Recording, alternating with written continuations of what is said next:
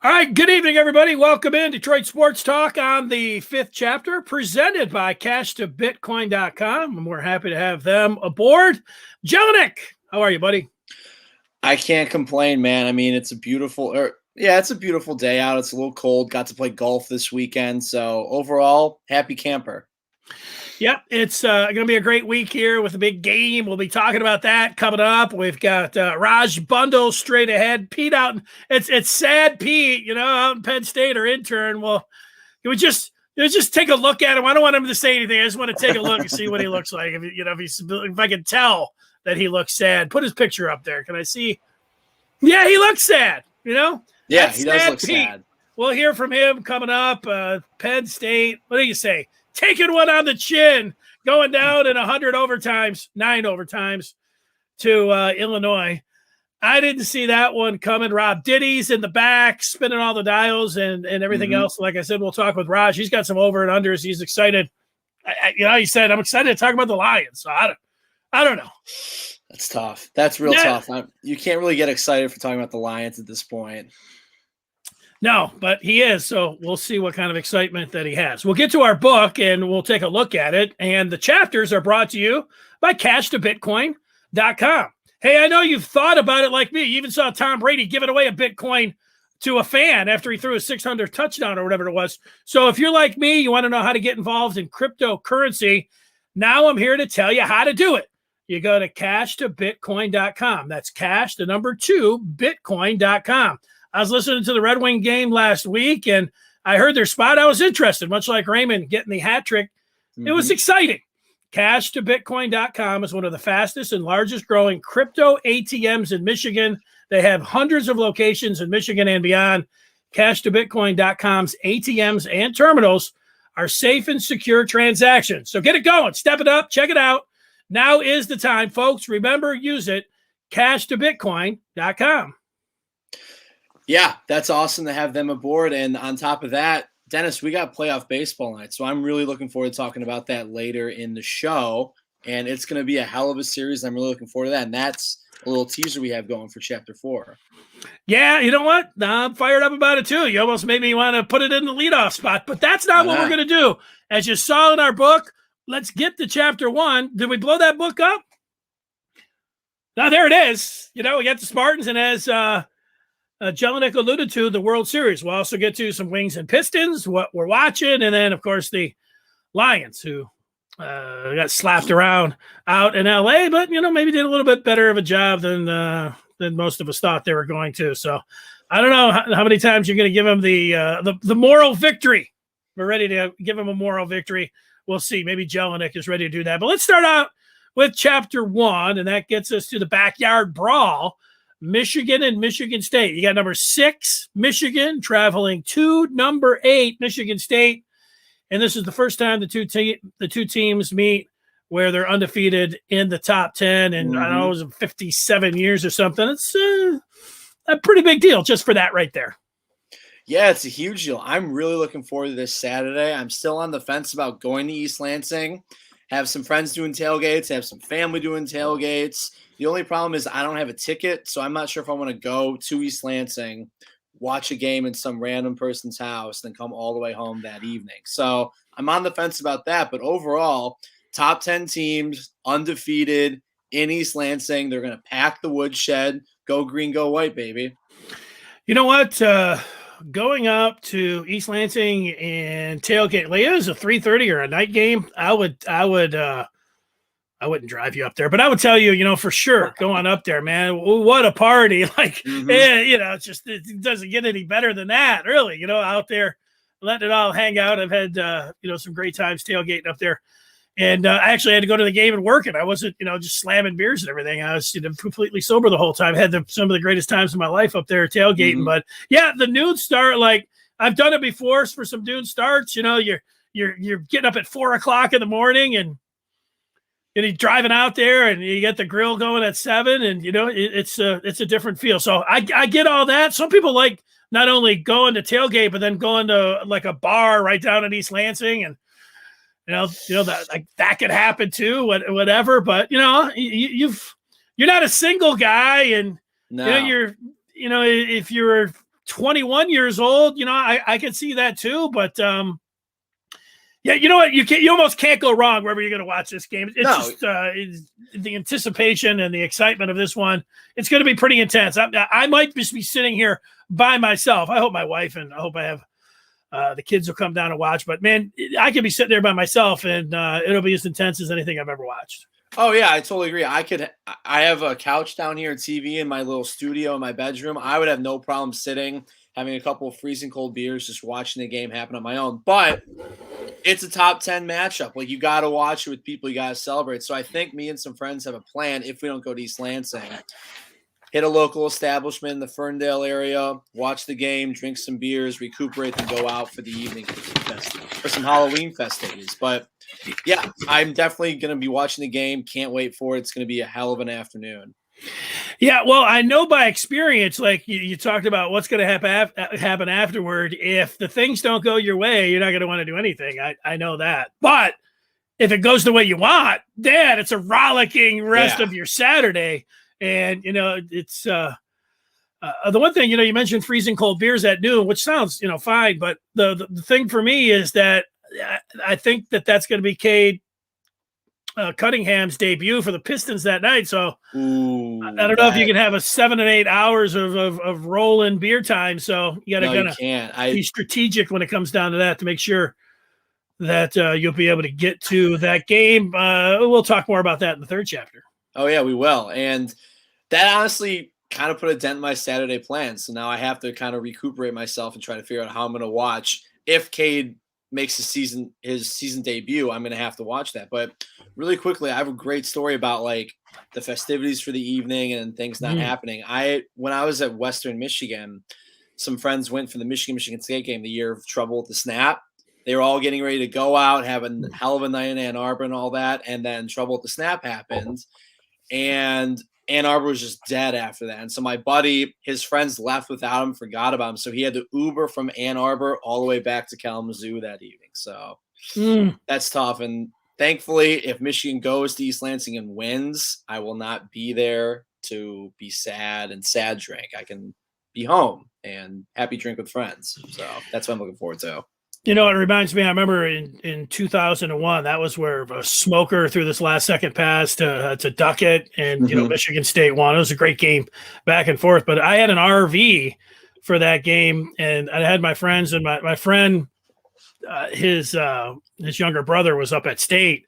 And so we tell him, like, come on over where we're going to be at. He's like, I'll bring a bunch of girls. So that's what he says. He's going to bring a bunch of girls. I'm like, all right, we're, closer to 30. Than we are 20 at this point. So we're there. We got this gigantic RV, and sure enough, his brother shows up, and he's got 10. He's got like 10 girls with him. He brings all. It's just this gigantic party, and the girls were. This is what I remember about it. I had to leave to go to the game, and I didn't want to. Like we had the great setup. It was a beautiful day. I remember like. So, it might have been like close to 70 degrees, and it had been like, down to the 40s, but it really shot up. So everybody's in a great mood, and it was a later kick. And my friend, who's like the biggest Michigan fan in the world, and he had a ticket. I remember when I'm going, I'm like, hey man, I'm going, have a good time and everything. He's like, I think I'm just staying here and partying. I was like, and come to find out, after the game, he gave his ticket away, and he just said, you know what?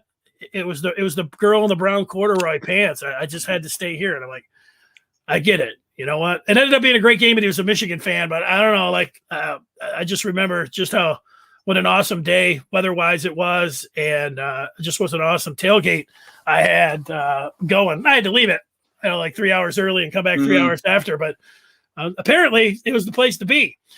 Yeah. As far as the game, Jelinek, do you, when people say like, you're Mr. Sports, you've got an idea, you've got an opinion. When people say, what do you think's going to happen? What do you tell them?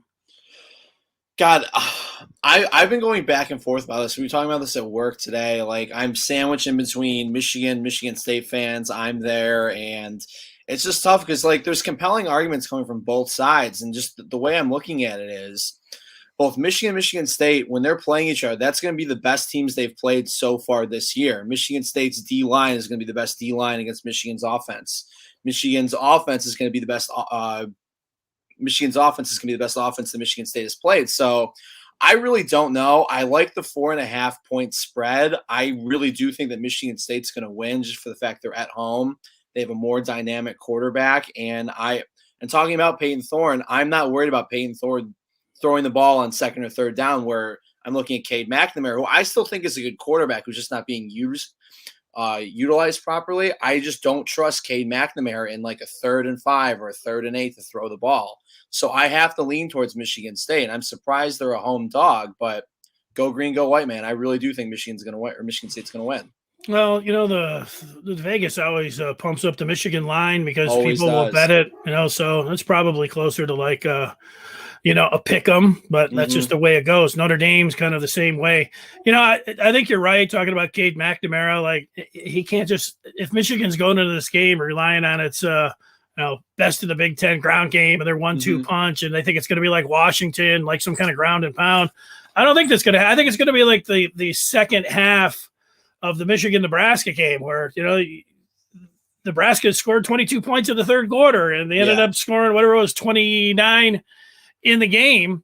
And I think it's first 1 to 30, and it's really emphasis. You're going to have to score, and I think a lot of it is going to be McNamara. And it really helps you. Like, you see Peyton Thorne, it really helps when you've got Kenneth Walker III, who's leading the country with 142 yards a game. And then you can be great in play action.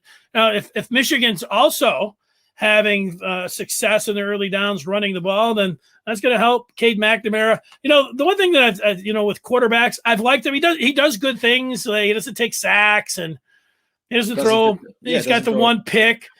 But and sometimes he's been able to throw the deep ball, and then other times he's missed on the short ones, and vice versa. So thinking about him putting all that together, but you have to throw with more anticipation when it comes to the receivers, and I think he's just been a tick behind, and maybe the receivers. I think the receivers, Michigan's been hurt. They had a guy from transfer, and then they lost one of the true freshmen that could have been great. Roman Wilson's been hurt, so they've been hit there with some injuries. I think Baldwin's could be banged up as well, because we didn't see him much against Northwestern. So it's the one unit that really has to step up. At first I was saying, it's got to be the Michigan defensive backs, but I kind of like where the Michigan defensive backs are. I think they're going to give up plays.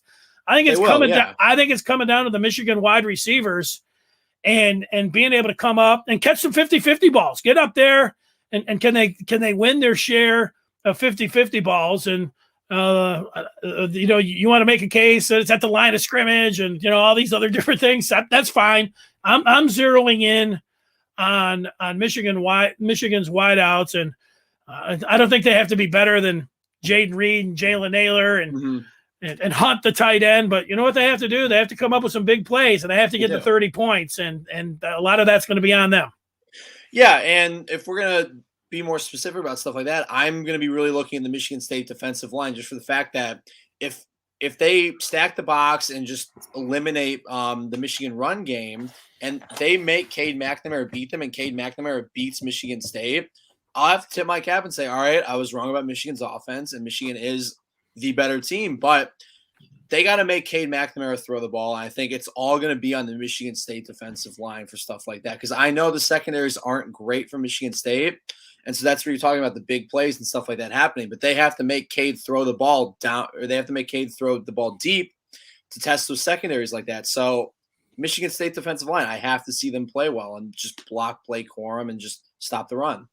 Yeah, I think one of the keys, and we might not know it until we actually see them go down to the field. Michigan's got 3 guys. I mentioned Roman Wilson as a wide receiver. He was coming along. Of course, it would be nice to have him as a weapon out there. But Michigan, they have 2 offensive linemen. Maybe they're 2 best offensive linemen.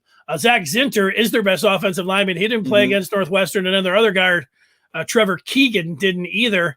And when you look at the strength of the Michigan State defense, it's right there in the middle. Yeah, where you're talking about a defensive tackle, that's where Jacob Patashuk is, and the rest of those guys. They've been very tough, and that's going to be a great battle. But Michigan needs their best 2 offensive linemen. Like, if you go in and they go down to the All-American girl, Jenny Taft, and she says Michigan is going to be without Trevor Keegan and Zach Zinter, that's a huge advantage for Michigan State, and that puts more of the pressure there, I would think, on Cade McNamara. So that's a huge key. If we find something out before that, even though that's a big line, I'm picking Michigan by 5 points right now. Before I saw the line, I had them picked by 5, and then it ended up being 4.5. And I thought, woo. So if I had to put one more key out there, the Kenneth Walker, he had 2 games where you'd say he was at least contained a little bit, and that was against Nebraska, the overtime game. Yep. And then also at Indiana, the last game they played before the bye. He wasn't completely snuffed out, but he only had an average of 4 yards per carry.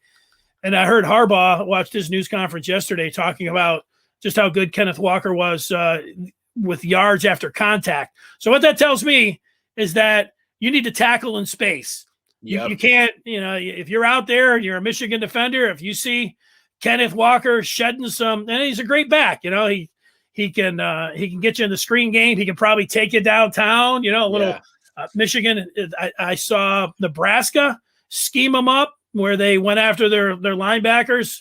Michigan State has seen that. Northwestern had a little success in the screen game too. So I think Kenneth Walker as a receiver, as much as a runner, against Michigan, but really tackling him in space, I would put that, everybody can come up with any kind of keys they want, but the Michigan wideouts and the injury front on the 2 guards for Michigan, and then tackling Kenneth Walker in space, I see those as the 3 keys for a Michigan victory. Yeah, I totally agree with you on that. And just again, like we always make fun of it, but I am extremely worried for Michigan State again, because this Michigan is the best team that Michigan You're a worry wart. I am totally worried. I'm worried for the Braves playing tonight. I am a Braves fan, so I am worried about that. But I think overall, I'm not sure if it's going to be the first to 30. I think it's going to be more of like a Big Ten-ish game, where it's going to be maybe the high of 21, 23, 24 points, something like that. But just I think the key to the game is just going to be falling on the quarterbacks of Cade McNamara and Peyton Thorne. Because one thing I've been trying to figure out, and one thing I've been hearing on the radio and all that is Jim Harbaugh going to put JJ McCarthy in as something to be more proactive or reactive to how Cade's playing? So I'm really curious to see how they're going to use JJ McCarthy, if they're going to go to him more in the second half or stuff like that. So overall, I think it's all going to fall on Cade McNamara and Peyton Thorne. Yeah, I think if Michigan needs a spark, you might see more of J.J. McCarthy than you thought, but that's not necessarily what you want from a Michigan standpoint. No, it's not like you want to be down 17 saying, okay, we need a spark, so let's put the true freshman in. So if not, I think you'll continue to see them like you have the last couple games sprinkled in here and there. Well, you mentioned a Big Ten play, and we had a 9 overtime game in Happy Valley this past week, Penn State and Illinois. And our intern, Pete Finelli, is a sophomore, and we know that he has been going to the games. And, Pete, what do you have to say? I don't know. How many people have you talked with? Does it seem like it's been a long time since, Saturday afternoon? Honestly, it has seemed like a pretty long time, and I'm very happy that the game was on Saturday and then this isn't until Tuesday. So that gives me a good period of time to stop being digest. Yeah, I mean, I kind of by the late Saturday night, I had gotten over it. I was like, you know what, whatever. Like, what are you gonna do about it? But I mean, it's frustrating. I hate to say it, but I think Brian was right with Coach Franklin just doing his thing, and there was absolutely the coaching in that game was atrocious. That's all I can say. The offense was not there, and there was absolutely no adjustment to trying to stop the opponent run game, and it was just frustrating to watch. Pete, does that loss to Illinois in 9 overtimes change your opinion about what's going to happen on Saturday against Ohio State, or what do you think? Yeah, it definitely affects my opinion, and more. I guess more important than that, it kind of ruins the fun of it. I mean, yeah, it's still Penn State, Ohio State, and you want to play spoiler, but like this before Friday night. And before then, I was, thinking about this game. I was thinking, forward, we're going to win the game and then we're going to go to Ohio State, and it's going to be this big thing, and it's going to be for the Big Ten championship, and a big meaningful game. And now that's out the window because season's over. Yeah, I can only imagine because you know what, watching Penn State go to Iowa and then have the turnovers, but look like they're going to win that game. Like they're in the driver's seat, they look good, they're in control, they're up. And Clifford gets hurt, and then your backup Roberson was a fish out of water. That sucked, and you ended up losing the game. But you know what? That was on the West. It wasn't in the Big Ten East. So then you're thinking, all right, let's we still got something to play for here. But when you lose to one of the worst teams in the Big Ten, and then you're just thinking, wow, man, this sucks. This thing went belly up, and Clifford's healthy now too. So you were back, and you're going to be able to play a showdown this Saturday, and now that's not happening. Well, a couple of things about what you were just saying is, with the Iowa game, gave him a pass. Yeah, Clifford got hurt. If he didn't, you think they probably get out of there with a win, or I would have thought so. Yeah, and you give them a pass because they can recover from that game. But now they've lost 2 in a row, and there's no excuse for how they performed. And on top of that, with Clifford, I hated that he started that game, because if you're obviously you haven't played that game yet, you don't know you're going to lose. You think this is an easy game for you to win, and he got hurt against Iowa. You have Ohio State next week. I don't like that they had 2 weeks to prepare Roberson. Yeah, what's up? Oh, no, I was just going to say I got one last question for you. I was indicating to Brian. Sorry. Sorry. That's all right. You had 2 weeks to prepare Roberson. So let him start. And if the defense holds up and you only have to score 14 points, and that's all you can get with him, fine. And the defense holds up, you win that game. Clifford doesn't have to play. That's great. He doesn't no risk there.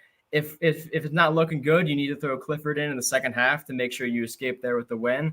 That's fine. But I didn't like that he started, and he didn't look good. He wasn't running, and he was missing throws. All right, last question for you, Pete, on that game there. And you probably, you can just put it out of your mind, never have to talk about it again. What was it like at the end? And then, walking back to the dorm with all the other Penn State students after that loss? I actually ended up watching the game from home. I actually didn't end up going because the weather was really lousy and none of my friends wanted to go. And I was like, I didn't want to go alone to the stadium. Honestly, I'm glad I did, because that would have just been even more of a bummer. But I mean, yeah. James Franklin blames you and the students for, fair weather fans. Exactly. They needed you out there. They needed you, Pete. I know. I wanted to go, but I was at work before the game. All my friends were like, yeah, we're just Your friends are weak. I know. It's lame. Weak. Whatever. Give me your ticket. Go down and find a couple girls or something. Say, let's go. I know you got a girlfriend. Look at that defensive line that game. Oh, my God, that was awful. You guys better play like that when Michigan comes up there. That's all I have to say. You guys look like world beaters when the Wolverines come in. I know that. Dennis, we'll talk with you more, Pete. Right now, we'll move on. Go ahead. Will you give me a little bell ring, please?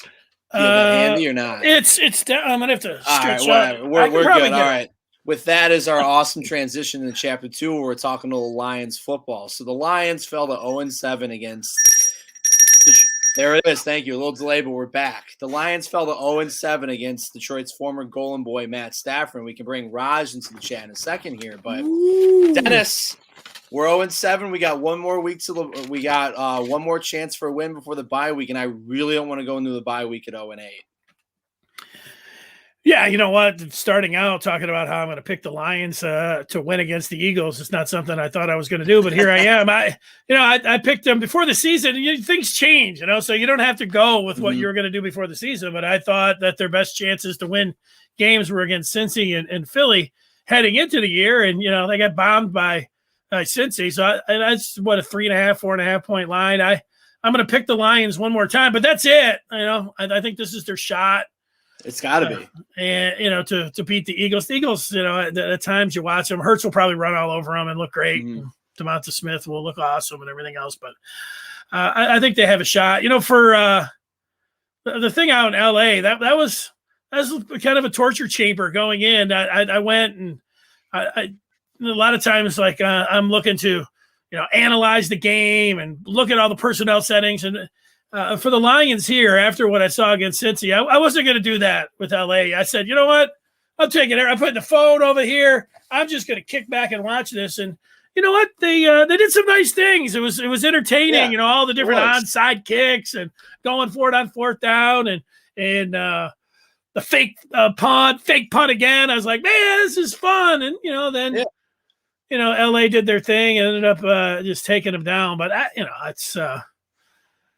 All right. This is all they have left, Jelinek. They've got to play for a win. It's a big story. Yeah. Here in Detroit, the Lions will continue to be that until they get that first win, and then the interest level for this team is just going to bottom out. So I know everybody that works in sports radio is really hoping that the 0-17 thing continues because nothing brings in the calls more like the like the chance to go 0-17 and. There'll be a lot of people that are rooting for, fly, Eagles fly this Sunday. So this is what I'm going to do. I'm going to ask you, I'm going to bring Raj in and ask you guys both the questions. So we're going to welcome Raj into the chat. Raj, how you doing, buddy? Hey, what's up, fellas? How's it going? How you doing? I'm assuming you watched the game on Sunday. Absolutely. Yeah, and the question I have for both of you, and Raj, we'll start with you. Do you guys believe in moral victories for a football team or just in general for sports? Do you guys believe in a moral victory? No, I do not. This is a professional business. These guys are getting paid a lot of money to go out there and perform. And no, there's no moral victories in a sport that grown men are playing. This isn't the minor leagues. This isn't little kids. These are grown men. So no. As a rule, I agree with that, but there are always exceptions to the rule. I don't think this past Sunday was. I thought that I gave the Lions a moral victory, like I just handed out moral victories over here. But I did. What was it? 2 years ago when the Chiefs came in? You remember that game where they were down on the goal line and they were scoring, and then whoever picked it up, Kenny Galladay could have tackled him right there. The guy took it 99 yards, so they didn't score the touchdown, and they gave up one to Mahomes at the end. Just beat them. I thought the Lions. I gave a moral victory that day, but they're few and far between, and if you. What Raj said, is correct. But, I did hand one out 2 years ago or whatever. Yeah. No more moral victories for the Lions. They're all burnt out. No, I totally agree. I would never give out moral victories to begin with, whether I had a kid someday and they got killed in Little League Baseball. It's not a thing. But I'm scrolling through Twitter during and after the game, and people are like, oh, my God, this is Dan Campbell's best coached game. Like, this is a solid victory for the Lions, even though they didn't win. And I can look at it in two different ways. One, I think Dan Campbell did coach a hell of a game. I liked what he was doing. I like the fake with the onside kick and the fake punt with Jack Fox throwing the ball and all that. I really like that. At the same time, I can't chalk that up and say, like, wow, they competed with the Rams. Like, let's put up a rafter. So I totally agree with you, gentlemen. But going back to the Dan Campbell thing, I like what he's doing. I like that he's aggressive on fourth down and all that, but just the Lions don't have the personnel to keep that going. Like Dan Campbell going for it on 4th and 1 instead of taking the field goal to go up on the Rams. Like at the end of the day, I like the idea of being aggressive on special teams. I don't like being conservative on offense. The fact that we don't have anybody. So just go for it, get the points, and move on. Yeah, sometimes he's too aggressive, though. Like you said, he had the point in the game where it was 17-19. They could have took the field goal, went in the lead. The Monday night game against Green Bay, he's too antsy. He's going for it too much. You don't have the personnel. You don't have the roster to necessarily do that. So as far as the coaches, you got to scheme and put guys in better positions to win. And he's a little bit too aggressive sometimes. Like I understand you want to be aggressive. You want to go for a win. But at the same time, you want to play smart football. Yeah, you got to reward your offense sometimes when you're down there. And I don't know if he's just – if the one part when you get to analytics, like, analytics, just looking at the hardcore numbers and, your offense, when you're in a game like that, it's deflating. You can say they can't be deflated. Like you have to reward your offense sometimes. And 99 of 100 coaches, kick a field goal like against Chicago when he was down there. Like every coach that I've seen ever, is down there kicking a field goal except Dan Campbell. Now he's doing it again. So, yeah, he's got to you got to go with the flow and you got to know your team and everything. But if that's what he thinks it is, just always like bam, bam, bam, going for it. He's, we're going to see more tears and more problems from him before the end of the year if this continues.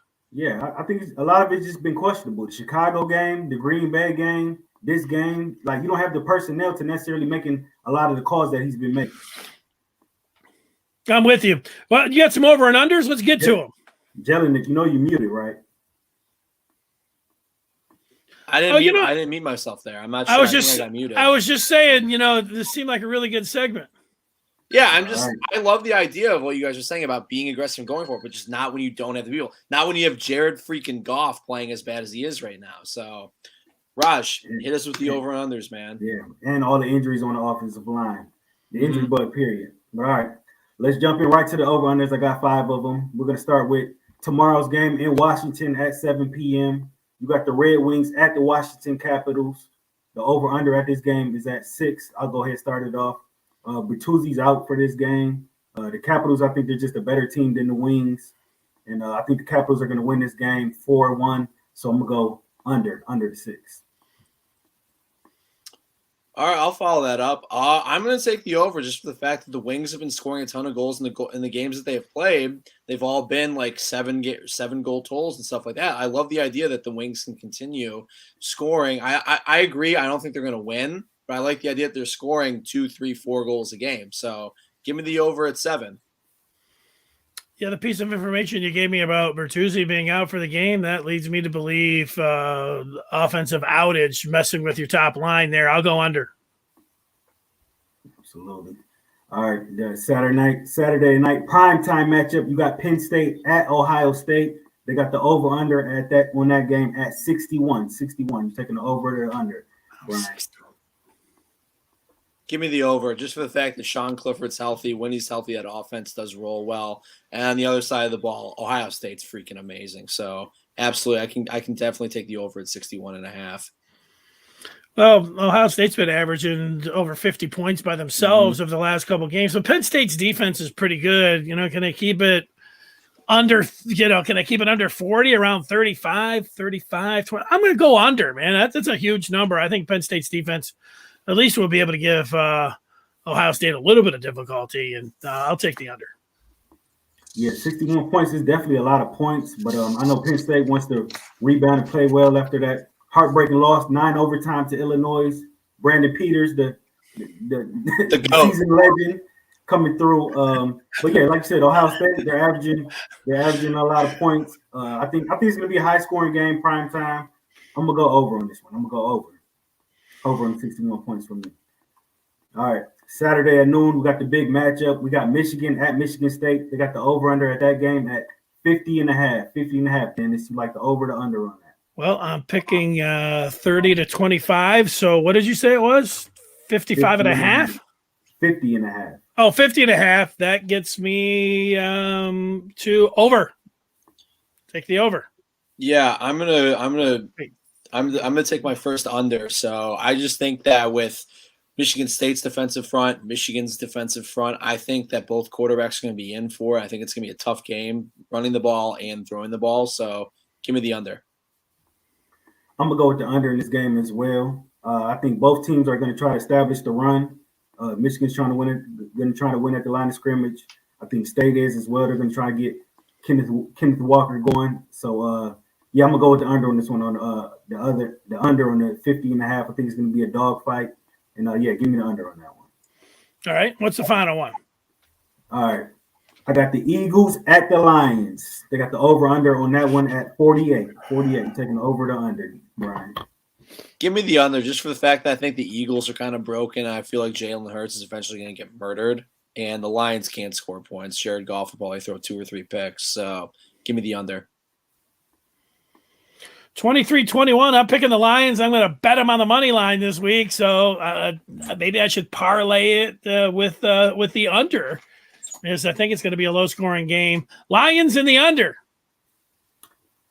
Trifecta. Lions in the under. I don't think this is going to be a high scoring game. The Eagles aren't that good. Lions aren't that good. This game reaps under. I'm going under. You know what? That game is going to scream what we watched last night. Dennis, I actually watched my first Manning cast just for the fact that Geno Smith is horrible at football. Jameis Winston isn't much better, and that game was just atrocious to watch. So I think that's what's going to be like on Sunday. Peyton's funny, isn't he? Peyton's funny. They're funny. I like it. Played that bad. I think the guys dropped a lot of passes. I don't think Jameis played that. Yeah, there was a lot of drops, but there's also a ton of overthrow. Jameis Winston threw the ball over people he overthrew them by like 5, 10, 15 yards at specific spots. So Jameis didn't play great. That was just all around a bad game. Yeah, I mean Jameis Winston, is definitely better than Geno Smith. Though. Oh, absolutely. I totally agree. Absolutely. I love watching Jameis Winston throw the football. Hey, you got any thoughts on the Pistons or the World Series tonight before we let you go? Those are our next couple chapters. Give us a preview. I got one last question for you guys. Who do you guys think gets their first win first? The Lions or the Pistons? The Pistons are at Philly tomorrow. Philly's coming off a back-to-back. They play tonight in New York.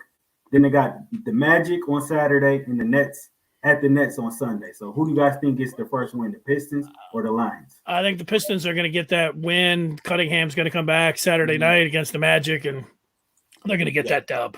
I totally agree. Just with Cade, I was going to say Cade McNamara, with Cade Cunningham on the court. Couple Cades, man. But Cade Cunningham on the court. Give me the Pistons to beat the Magic on Saturday. The Magic come to Little Caesars Arena, upset the Pistons. The Lions get their first win Sunday against the Eagles.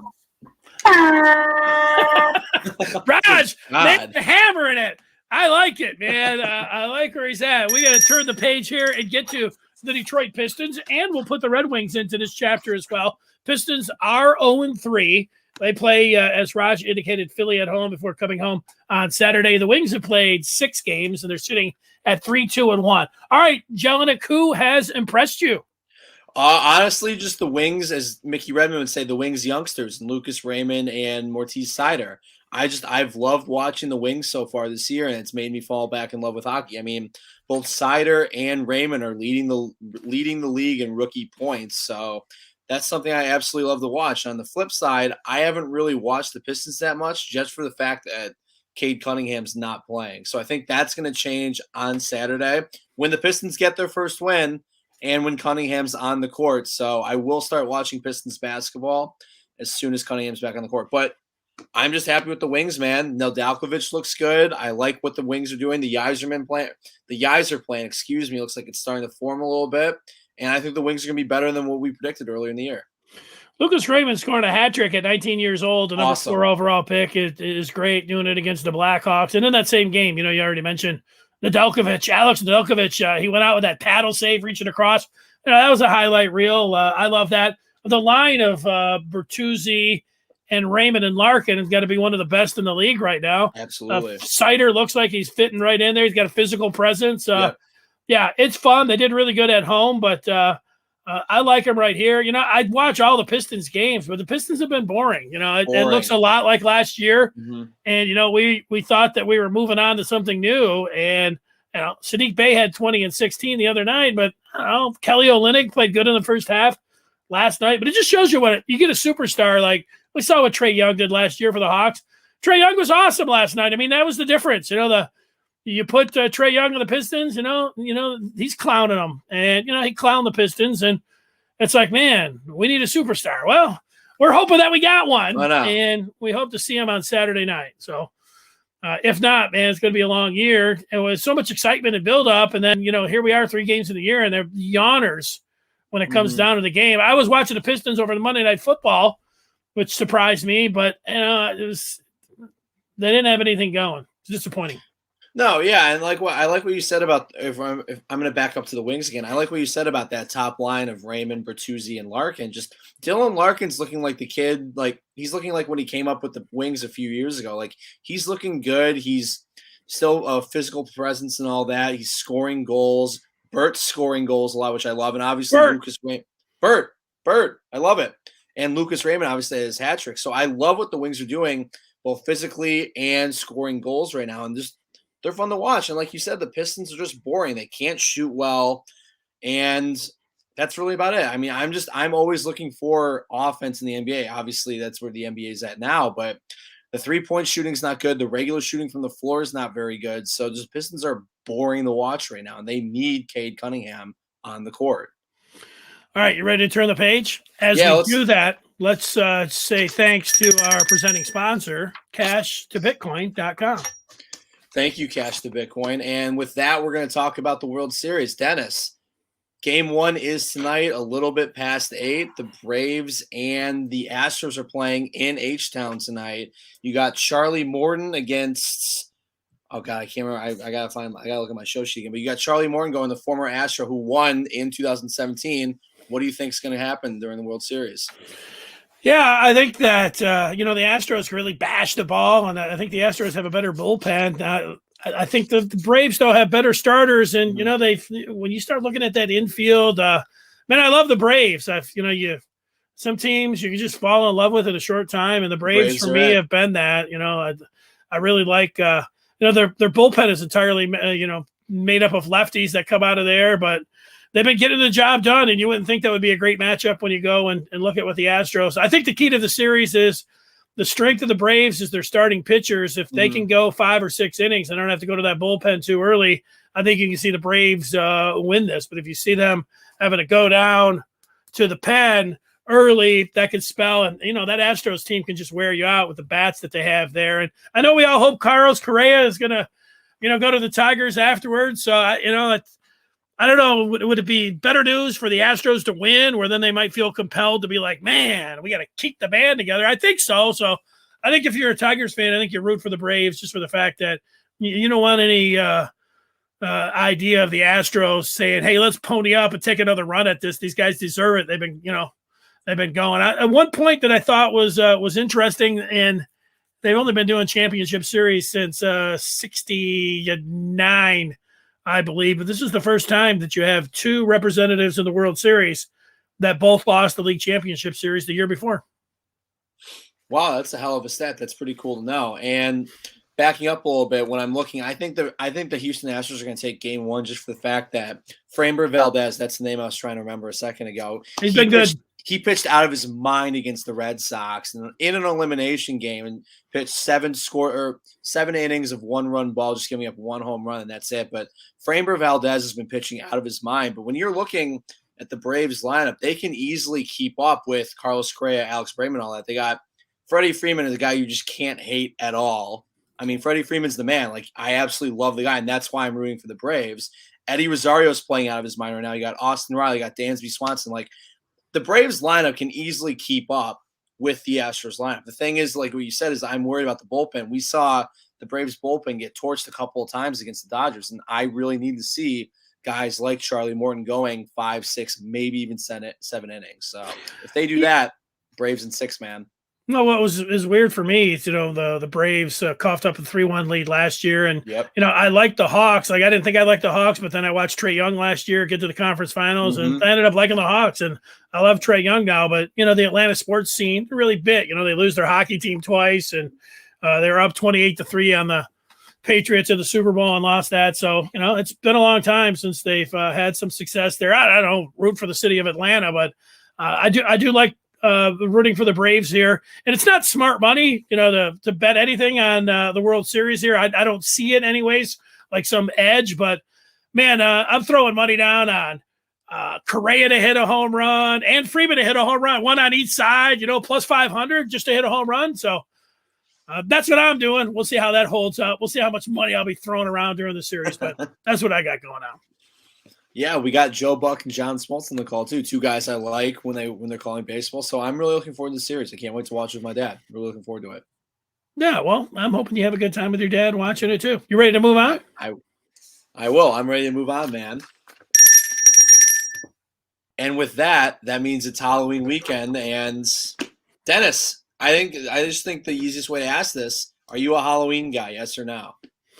Well, if you look over my head in the background, I think you can see a jack-o'-lantern that I carved up today in the back. Ooh. So that would be a pretty good indication that, yeah, I'm all for Halloween. I mean, like, where I grew up in Detroit, we had houses right next to each other, and there was nothing like – actually, it sounds weird, but we used to have fun, good, sort of clean fun on Devil's Night. It was a huge thing, soaping people's windows and throwing stuff on the porch and, so we looked forward to Devil's Night, and then Halloween was, off the charts. And as you get older, who doesn't like going to a Halloween party and dressing up in high school? And you get a little bit older than that, girls look really good and, their outfits. And And then you get older than that, you love seeing the kids in the neighborhood and the little. I mean, Halloween's great. And I'll say this about horror movies, which I would have put as kind of a fan. The Walking Dead. It got me back into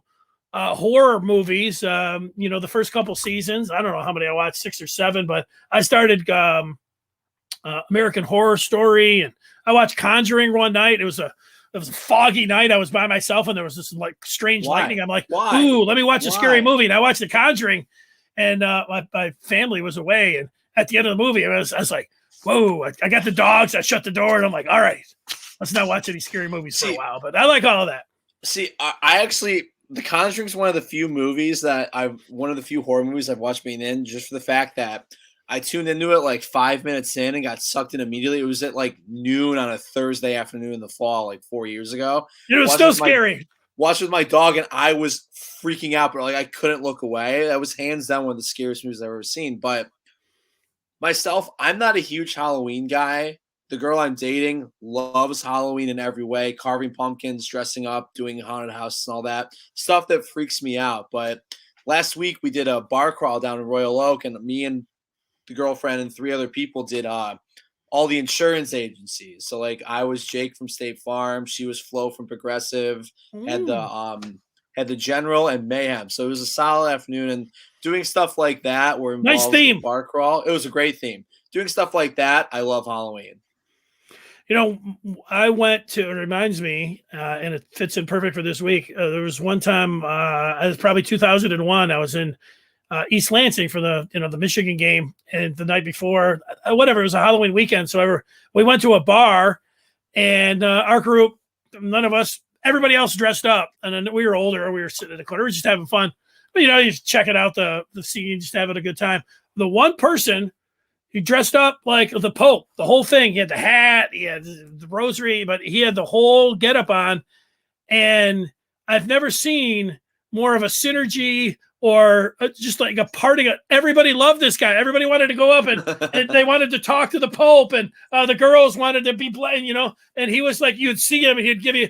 And I thought, this is the greatest, the costume of all time. Everybody loves him. He was the hit. And I don't know if it was just that night, but I always thought one time, it's been a long time, I haven't done it, but if you're always looking to see, like, man, what could really work for me? Dress up as the Pope. It worked that night. The Pope could always be a solid move. If you're familiar with The Office, I've always liked Jim Halpert, so I never really liked dressing up or anything like that. So I always went as a golfer. I would just put on a visor and a quarter zip and be like, hey, yeah, I play in the PGA Tour. So that's my extent of Halloween, but I love Reese's Cups, and I'm looking forward to stealing some from my little cousins when I see them the day after Halloween. I like Reese's Cups too. If I was going to go and dress up, I don't think it's going to happen this year, but I just finished the Squid Games on Netflix. The red suit with the black mask with a big zero on it. It's I don't know if you can see it. I don't. What the whole thing about masks? You sweat. Nobody knows who you are. They can't see you. But the Squid Games was decent. I give it I'm not saying it's the greatest thing ever, but it's a watchable. I enjoyed it. I enjoyed the Korean translation and the whole kind of different filming and how it worked. Just because it was in Korea, I think that's what ended up making it. It wouldn't have made it if it was like in the U.S. But, did you watch it with the thumbs up? Did you watch it with subtitles? Or did you watch it with the English dubbed over? Both. Okay. Which is cool because sometimes they'll say, hey, get out of here. And the thing on the bottom will say, hey, loser, why don't you get the heck out of here? It's like, wait a second. That's not what he said. So a little bit gets lost in translation, but it's worth watching. I thought. Yeah, I'll get around the Squid Games eventually. I just started watching Peaky Blinders and Dexter, so I gotta. Ooh, I like both of those. Yeah, so a lot going on in the TV. That's a lot. Those are heavy. They're heavy, but that's like heavy. That's like the 120 hours worth of TV that you just laid there saying you're gonna watch. Dexter's hard to go all the way through. I'm gonna tell you that much. I'm just in season 1 now, so the first couple seasons are money. Yeah, so Dexter's on my one of my all-time shows. I thought it was great. Rob, you picking the Lions coming up against the? Oh, there he is. Oh, yeah, he's always there. I was taking a nap. No, I'm just kidding. Yeah, Lions. Let's go. By 14. 14. You cashed the ticket this last week. You're ready. Absolutely. Oh, they did cover. Yeah, no, That's right. He cashed. He was in. He jumped in on him. He likes him again this week. Smart move. Great job, Rob. Thank you, sir. See you, buddy. All right, Jelinek, we will be back on Thursday, and we will light it up for Michigan and Michigan State, we'll talk further about if the Lions really have what it takes or not. So want to thank Pete Finelli out there, sad Pete. Penn State Pete. Sorry, Penn State Pete. It was a rough weekend for you. But now that I know that you skipped the game, I have to admit I'm blaming a little bit of the loss on you and your friends. So that's the one thing we found out. All right, Jelinek, have a great night.